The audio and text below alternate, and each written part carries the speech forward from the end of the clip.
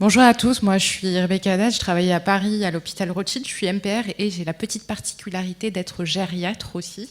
Et je pense que c'est pour ça qu'on m'a choisi pour ce sujet. Alors je vais vous dire des choses peut-être un peu déprimantes, mais rappelez-vous que c'est bien de vieillir parce que sinon ça veut dire qu'on meurt jeune et il faut le garder en tête. Alors, la question du vieillissement en situation de handicap, c'est un sujet brûlant, pas que pour l'AVC, mais pour toutes les situations de handicap. Une personne en situation de handicap vieillissante, c'est une personne qui a entamé ou qui a connu sa situation de handicap, quelle que soit la nature ou la cause du handicap, avant de connaître les effets d'un vieillissement.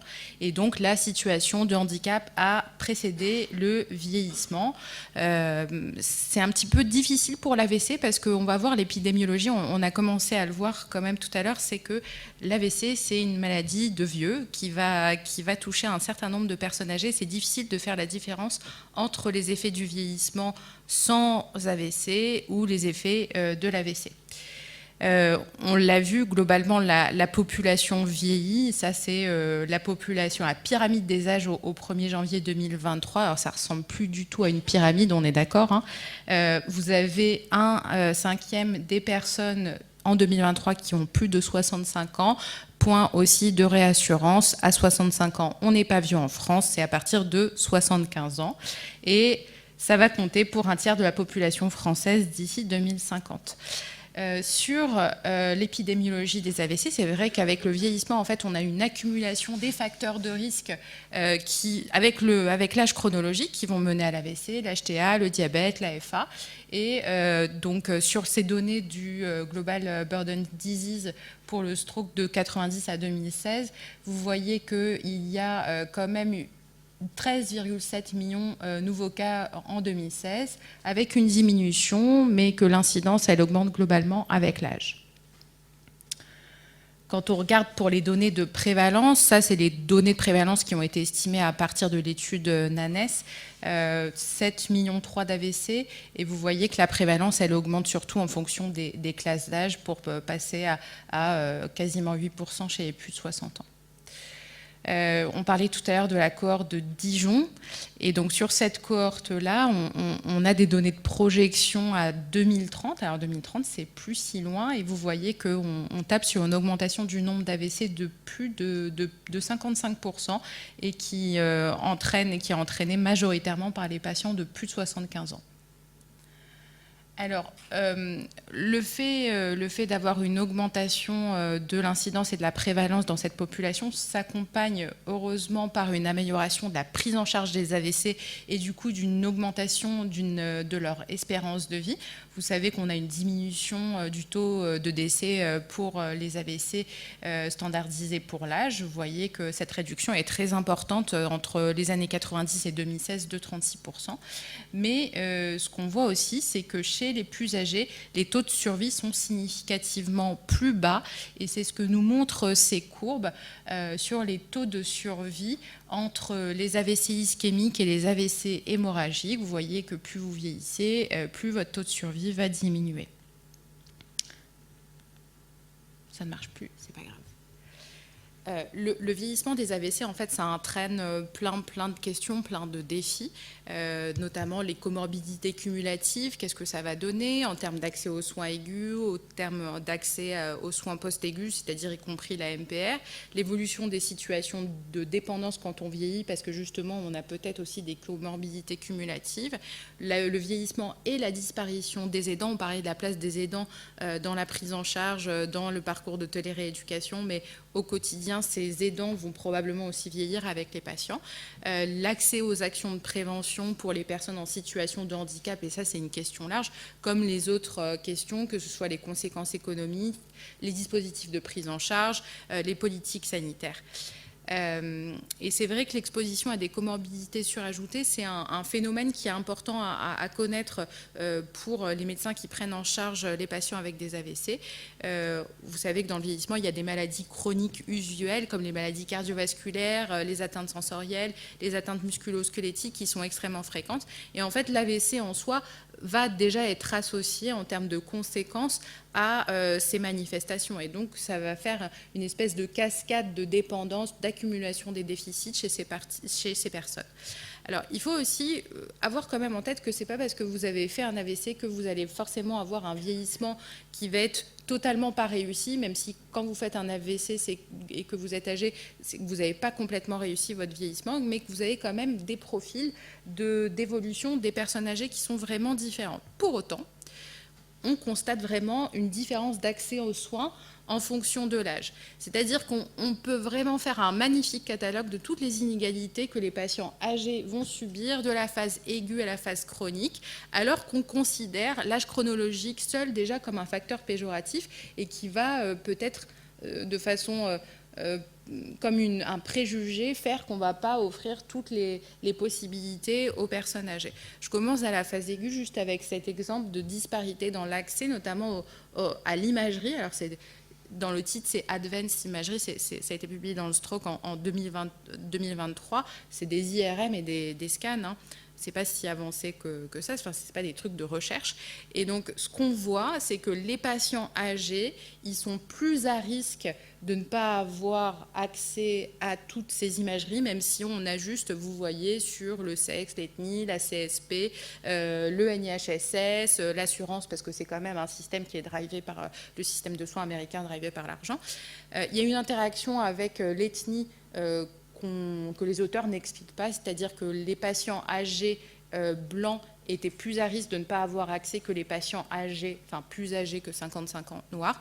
Mais voilà, on voit qu'il y a une inégalité dans l'accès aux soins dès la phase aiguë en fonction de l'âge. En MPR, c'est pareil, on ne fait pas mieux que les autres. Dans cette étude-là, vous voyez quand même plus de 300 000 participants, 569 hôpitaux, études publiées en 2023 aux États-Unis.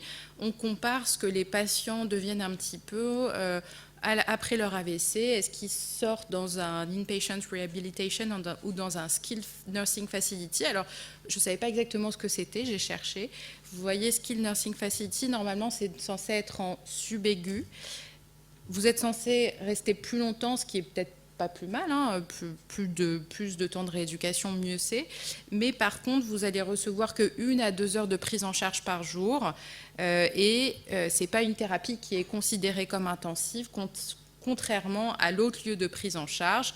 Vous voyez peut-être un médecin une fois tous les 30 jours.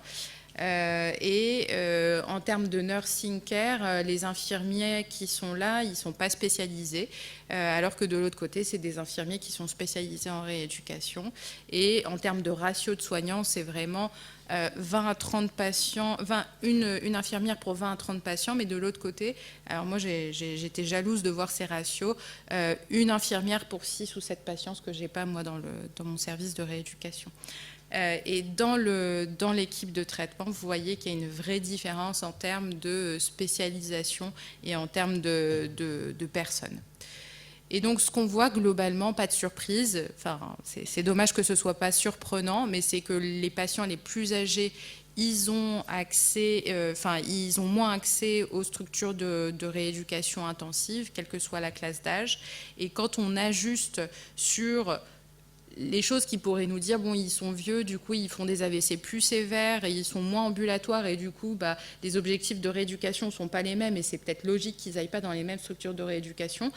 De façon indépendante, l'âge s'est associé au type de structure auquel ils ont accès, même si on ajuste sur la gravité de l'AVC et donc sur le pronostic de rééducation. Et en fait, ça va avoir un impact, en fait, la façon dont on va prendre en charge les gens. Là, c'est une étude de registre londonienne sur à peu près 3000 survivants d'AVC. Vous voyez une suite de cohorte sur 20 ans. Ce qu'on voit, c'est en fonction d'où les patients vont sortir après leur accident vasculaire cérébral, il y a une différence de survie. En gros, vous survivez... il y a une amélioration de la survie en fonction des années chez les patients qui sortent au domicile, alors que chez ceux qui sont dans les maisons de santé, sans qu'on sache exactement ce que ça recouvre ce terme de façon précise, il n'y a pas d'amélioration de la survie. Et l'amélioration de la survie pour les gens qui rentrent au domicile, en fait, elle bénéficie le plus à qui? Aux personnes âgées de plus de 65 ans. Et là encore, quand vous êtes dans une maison de santé, vous avez moins de traitements de prévention secondaire, ce qui fait un petit peu hurler quand même. Et même si vous avez beaucoup de déficiences, c'est-à-dire par exemple, même si vous avez des troubles du langage, vous avez peu ou pas accès à la rééducation. Donc, je ne vais pas avancer en termes de notes positives. Pour les effets du vieillissement sur les restrictions de participation, en fait, c'est difficile de déterminer qui est le coupable, parce que avec l'âge chronologique, vous avez plein de facteurs qui augmentent, qui interviennent et qui sont associés de base aux restrictions de participation, comme les troubles cognitifs, les troubles de l'humeur, les facteurs psychologiques, la dépendance fonctionnelle, les comorbidités, la fragilité avant l'AVC. Ce que je peux vous dire, c'est qu'on a des données intéressantes, et notamment de cette cohorte chinoise, alors qui a été analysée de façon transversale. Chez des patients de plus de 65 ans, vous voyez que vous avez à peu près 1500, un peu moins de 1500 AVC. Il y a une véritable épidémie d'AVC en Chine. Et donc, vous voyez que si vous avez un AVC, par rapport aux gens du même âge, mais qui n'ont pas d'AVC, mais qui ont une maladie chronique ou qui n'ont pas de maladie chronique, vous êtes plus à risque d'avoir des limitations sur les activités de la vie quotidienne, au premier lieu desquelles la capacité à faire sa toilette, à se laver. Et vous voyez que quand même, avec le vieillissement, il y a quand même une altération chez certains patients, puisque vous avez quasiment 4% d'altération chez des patients sans pathologie chronique. Pour les activités instrumentales, c'est à peu près la même chose. Alors, je ne sais pas en quoi c'est une activité instrumentale de passer de agenouillé à debout, mais vous voyez, c'est plutôt transport, marche, qui sont altérés. Et là encore, ce qu'on voit, c'est qu'il y a un effet de l'âge, c'est-à-dire que plus l'âge est important, par exemple là, les plus de 80 ans, ils vont être plus à risque d'avoir une altération dans les activités instrumentales et dans les activités de la vie quotidienne. Pour les patients, là, c'était une étude transversale. Est-ce qu'on a une idée de, sur le long terme, comment ça évolue? Alors, je n'ai pas analysé toute la littérature. Il y a quelques études de cohorte, mais celle-là, elle nous donne une photo à 1 an chez à peu près 400 patients. Et donc, ils ont comparé les patients de plus de 70 ans et les patients de moins de 70 ans. Ce qu'on voit dans cette cohorte, c'est qu'en moyenne, 66 ans au total, que si vous êtes âgé de plus de 70 ans, vous êtes plus à risque d'avoir une dépendance sur le Barthel pour les activités de la vie quotidienne, plus de risque d'avoir une dysfonction cognitive mesurée par la MoCA, plus de risque de ne pas avoir été à la maison après l'AVC. Et par contre, vous avez moins de dépression et moins d'anxiété. Et de façon logique, vous avez un petit peu plus de comorbidité. Quand on regarde sur la participation vraiment, sur les IADL, vous avez cette échelle de participation qui est une échelle néerlandaise qui montre que la participation est moins importante chez les patients âgés. Donc vous voyez, il n'y a pas beaucoup de patients âgés qui travaillent à plus de 70 ans, vous en avez 15, mais en tout cas il n'y a pas de différence de travail entre les deux populations, ce qui est étonnant. Mais par contre, chez les plus âgés, vous avez plus de difficultés sur la mobilité, sur le ménage, sur les sorties à l'extérieur et sur le fait de pouvoir visiter sa famille, ses amis à l'extérieur. Les facteurs qui vont déterminer ça, c'est l'âge au moment de l'AVC, la sévérité de l'accident vasculaire cérébral et le score de comorbidité et l'anxiété. Donc, il n'y a pas que l'âge chronologique, il y a aussi d'autres choses qui déterminent le fait que vous ayez plus de dépendance dans le vieillissement. Ensuite, on a parlé tout à l'heure des aidants, mais c'est vrai qu'il y a un certain nombre de patients qui ont des aidants, qui font plus ou moins de choses en fonction de l'état du patient. Mais déjà, qui sont les aidants après un accident vasculaire cérébral? Est-ce que ce sont des aidants familiaux? Est-ce que ce sont des aidants professionnels? Et comment est-ce qu'ils vieillissent? Pour répondre à cette question, j'ai trouvé cette étude publiée en 2023 sur un essai contrôlé randomisé en cluster dans 40 unités aux États-Unis. L'objectif, c'était de voir l'effet d'un programme qui ressemble un peu au Prado AVC sur le fardeau des aidants. Il y a à peu près 1300 aidants qui ont rempli le questionnaire. Vous voyez, quand on regarde les caractéristiques des aidants, qui sont les aidants? Ce sont des femmes en majorité. Et généralement, ce sont les épouses ou les enfants. Et la quantité d'aide qu'ils fournissent est assez important. Vous voyez qu'un tiers des aidants fournissaient plus de 30 heures de soins par semaine et 80% fournissaient des soins pendant au moins 9 semaines. On n'a pas d'informations dans cette étude sur l'âge des aidants et je n'ai pas trouvé de belle étude sur comment vieillissent les aidants. Vous voyez qu'il y a un certain nombre d'aidants qui déjà réalisaient étaient déjà aidants pour la personne victime d'AVC, pour les activités de la vie quotidienne, mais ça augmente le pourcentage après l'AVC, et pour les activités instrumentales de vie quotidienne également. En conclusion, l'AVC, c'est une maladie du vieillissement qui est expliquée en partie par la fragilité et les comorbidités. Il y a une amélioration de l'espérance de vie qui va être dépendant de l'ensemble de la prise en charge, avec ce qu'on voit quand même une augmentation de la dépendance dans le temps, mais qui est retrouvée aussi dans la population non AVC, qui va être dépendante des comorbidités qui vont s'accumuler avec le vieillissement et de la sévérité initiale. Et les aidants, en fait, ce sont souvent des personnes non professionnelles, souvent des conjoints, souvent des femmes, dont le vieillissement n'est pas bien documenté. Et en fait, il y a surtout une inégalité de prise en charge de la phase aiguë à la phase chronique. Et si les inégalités de prise en charge vous intéressent, au congrès de PIC, on vous présentera un travail qu'on fait avec l'équipe garchoise, l'équipe de Saint-Étienne, sur l'accès à la toxine après l'accident vasculaire cérébral. Les différences de prévalence d'accès sont criantes, très très très différentes. Et tout ça, ça défavorise les personnes vieillissantes. Et en fait, comment se dire que c'est l'âge seul qui va expliquer le pronostic de l'AVC quand tout le parcours qui normalement devrait être le parcours de ces patients, il est biaisé juste à cause de l'âge chronologique et on ne les met pas dans les meilleures conditions pour qu'ils évoluent le mieux. Voilà, je vous remercie.